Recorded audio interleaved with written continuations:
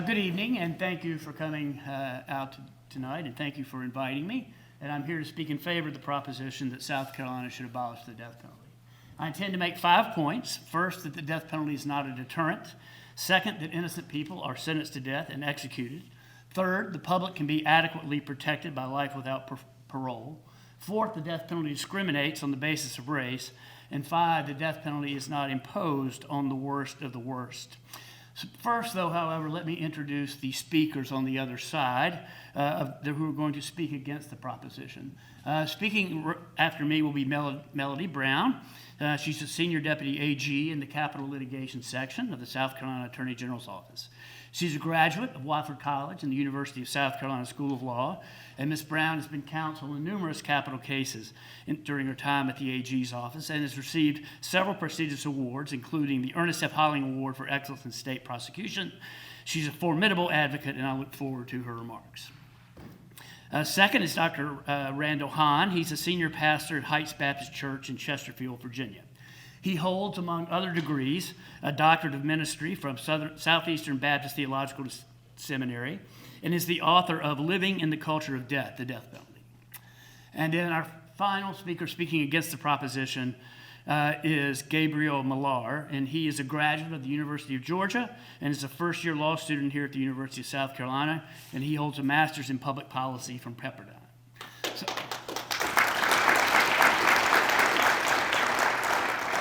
All right, so let me begin. First, the death penalty is not a deterrent.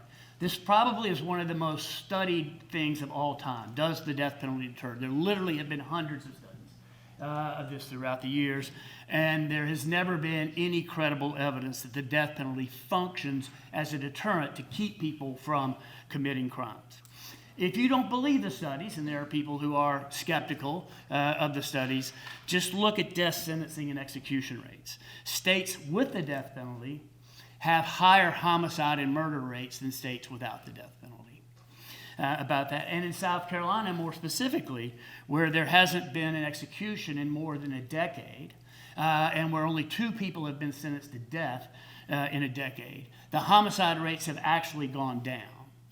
Throughout this period. And the homicide rates were higher back in the 90s when South Carolina was a very active executioner and was one of the most active executioners in the United States. So, and then having spoken with many death row inmates over the years in my capacity as a lawyer, I can tell you without reservation that not a single one of them ever considered for a second the question of whether they would be sentenced to death if they committed a particular crime. It's just not how homicide or capital homicide of this nature works. So it's not a deterrent. Second, innocent people are sentenced to death and are executed. There have been 196 exonerations in the modern era in the United States.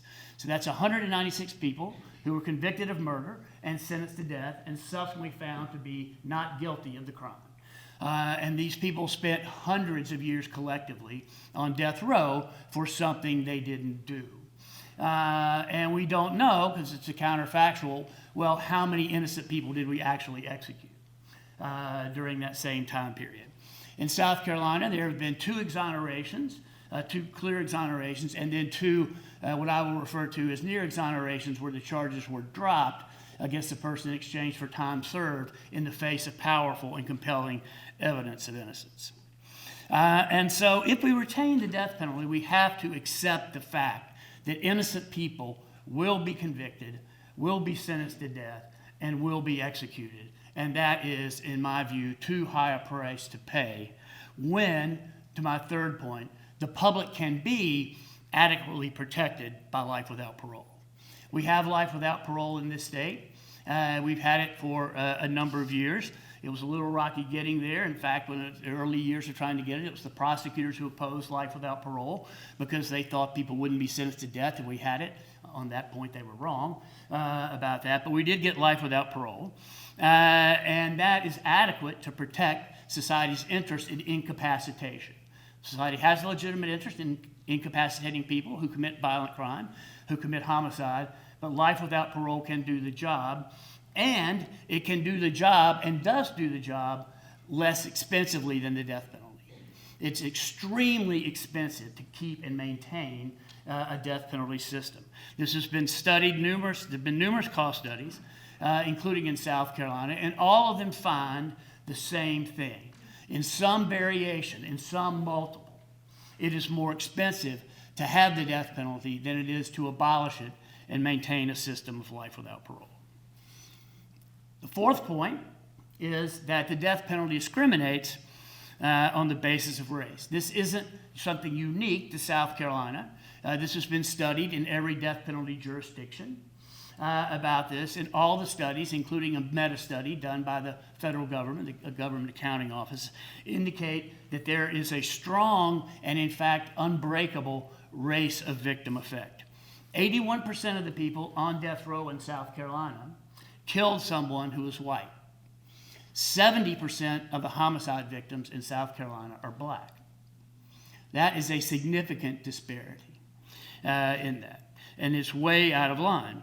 And controlling for all other factors, and again, there have been numerous studies done of this. I myself have done some of them. The person most likely to be sentenced to death is a black male who is convicted of the murder of a white person, especially of the murder of a white female.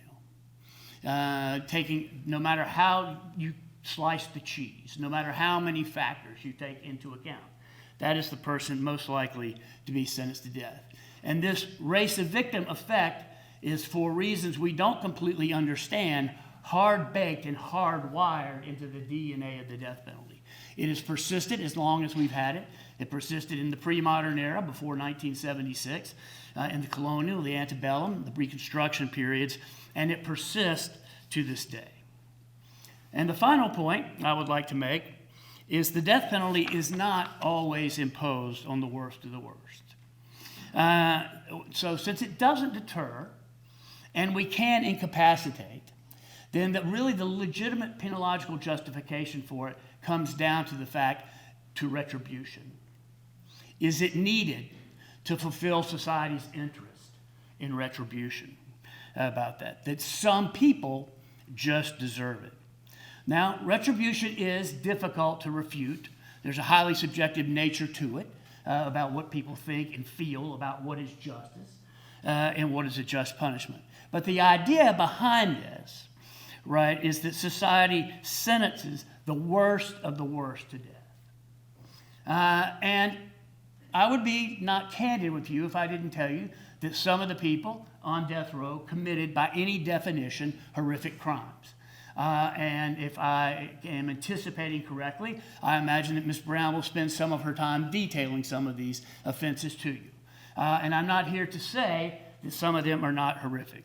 But I am here to say that for every person on death row, or virtually every person on death row, I could, in very short order, come up with 10, 20, or 30 people doing life without parole or less who did something equally culpable, or also point to people on death row who I think any objective person would say, well, that person is not the worst of the worst about that. And the analogy that I think is the way that I like to think about this is through an analogy. You might have heard, or you might have been to Australia, or you might have heard that in Australia they have, to protect the people, in many of the beaches they have shark nets. And these are nets they put outside to keep sharks from coming in and attacking people, because there are lots of sharks in the area. And if you go scuba diving and you go down in there and you look into those nets, you'll see some sharks. You'll also see some porpoises. You'll also see some turtles. You'll also see some other types of fish. So you could create a system with the idea that it is here to get the worst of the worst, to convict and sentence to death the worst of the worst, and to execute and take the lives of the worst of the worst because they deserve it. But if you do that, it is inevitable. It is inevitable that you are also going to get people in there that don't fit that definition or that proposition. So therefore, I ask you at the end of the day to vote yes in favor of the proposition that South Carolina should abolish the death penalty.